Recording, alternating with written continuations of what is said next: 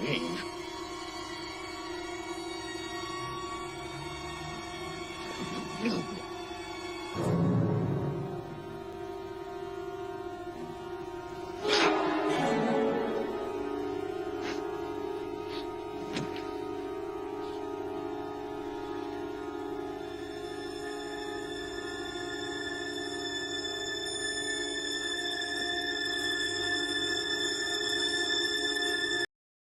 I want to talk about one of my favorite movies of all time.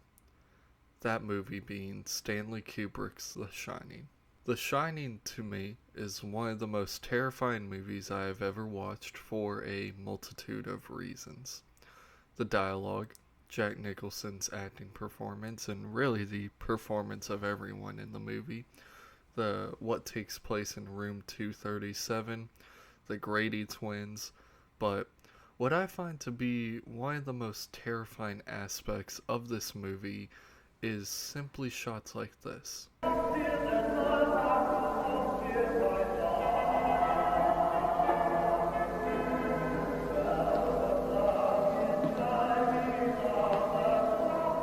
There is such a strange yet heavy atmosphere in this scene, and scenes similar to this one.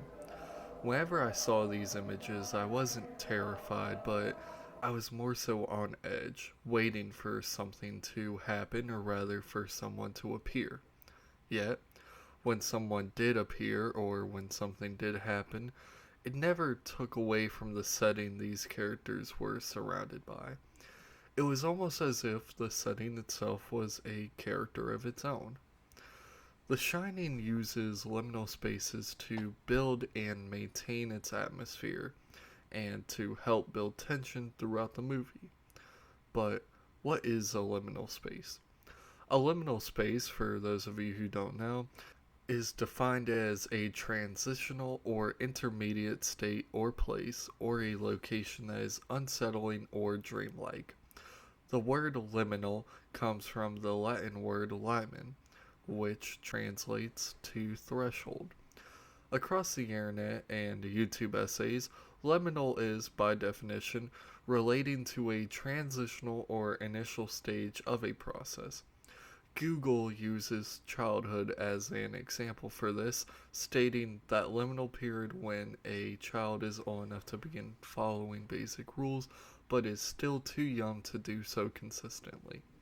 This is why liminal spaces are usually considered to be a glimpse into the transitioning of time. Take, for instance, an empty classroom during summer vacation.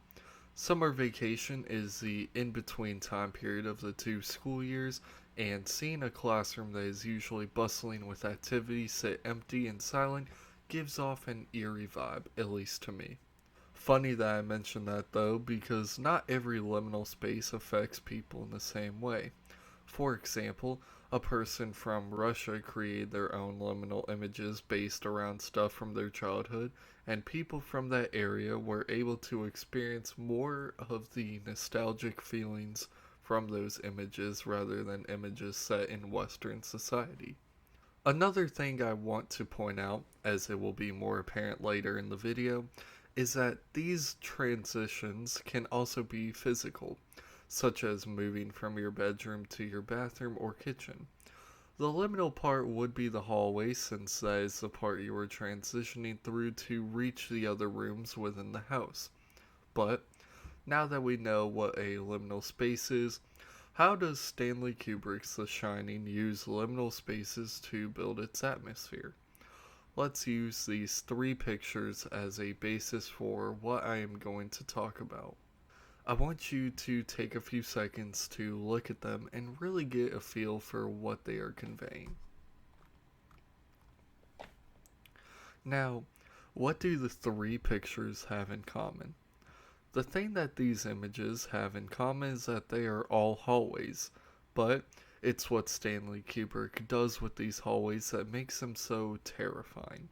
For instance, let's look at this image that takes place towards the latter half of the movie. In it, we see the remnants of a party with the balloons and the confetti spread out all across the floor. Even in the scene itself, We hear the chatter and music that would be present at a party, yet no one is there. And with the camera focusing on the hallway rather than Jack standing in the hallway, it allows the audience to feel as though they are standing right there, looking and listening to everything in real time. Every time I watch this film, this scene always unsettles me because of the fact you feel as though you are there, listening and witnessing everything.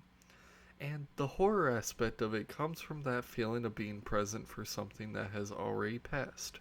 But if we take a glance at the Grady twin hallway, it takes a slightly different approach to the liminal horror.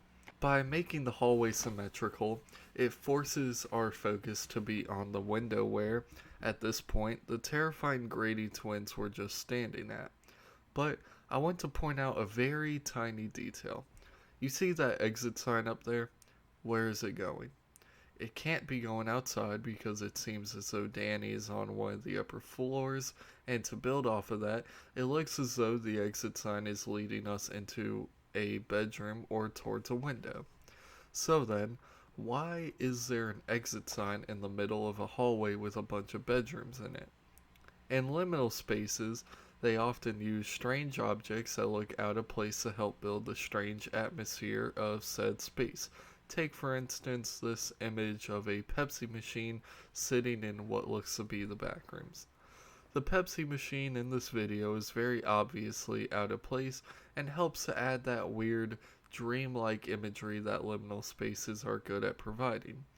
In other words, it causes the entire image to feel as though it's from another plane of existence, and by using the symmetry of the hallway leading up to the window and the exit sign sitting above a bedroom door, it gives the hallway a strange, dreamlike atmosphere amidst a dreamlike sequence between Danny and the Grady twins. Similar to the Grady twins hallway, though, the hallway that houses room 237 uses this vast, empty hallway to build a sense of suspense as we get closer to this strange, slightly opened bedroom door. Similar to the Gold Room hallway from before, Stanley Kubrick doesn't focus on the character walking up to the door, but rather the action of stepping towards room 237 to help the audience feel like they are at the Overlook Hotel. By doing this, it helps to isolate the audience from the world they are in right now and truly allows them to feel the emptiness of the Overlook, that emptiness being what most liminal spaces are built from. Another thing I want to add before I close out this relatively short conversation is the snowstorm going on outside the Overlook Hotel. The snowstorm is really what isolates the hotel from the rest of the world and is the reason that everything can feel liminal in the first place. Since there is an absence of society within the walls of the Overlook, it allows the hotel to feel like it is separated from reality, similar to something like the back rooms. Like I stated before when discussing the Gold Room hallway and when I was discussing what liminal spaces were, I made sure to emphasize that it was a transitional era of time, like a summer vacation with a school. Given that the Overlook sits empty for an extended period of time, it allows the space to feel eerie like a school or hotel late at night, an area that was once bustling with life now sitting silently, waiting for someone to appear within its borders. But when there's people living in the hotel and traveling in and out of it, it seems to disrupt that overall feeling of liminality found in the first place, similar to how liminal images are in real life. It's just strange how something as simple as an empty hallway can instill so much fear and tension into an audience. But that is all for the topic of how Stanley Kubrick uses liminal spaces to build the atmosphere in The Shining. But I wanted to take a moment to really talk about the movie, and I've seen this movie a couple times now, and every time I watch it, I always pick up on new things I didn't notice before, and I tend to notice different details about what's going on in the movie. For instance, the more I've watched it, the more I've seen that there's been a couple times a fox painting is shown throughout the movie where Jack is usually in a room talking to someone or going into room 237, there's a fox painting on the back door, or there's a fox painting on the wall next to the door to the bathroom where he meets that lady. And it's crazy how much detail went into that movie, and every time I watch it, I just appreciate it more and more. Another thing I like about it that kind of feeds into the liminal space aspect is that throughout the movie, you'll see a chair, for instance, and the chair will just move in the next frame or it won't be there. And it's just like, it's so strange. And the entire movie is so strange, and the Overlook Hotel definitely feels dreamlike no matter how often you watch the movie.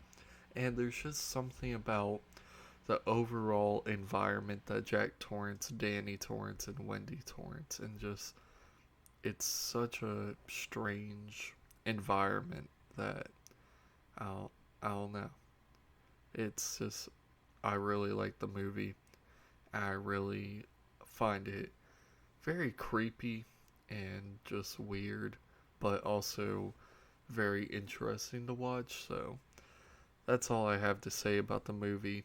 In terms of other things going on where I just yap for a minute, uh, I've been working a lot, so sorry that it took a little longer to make this video.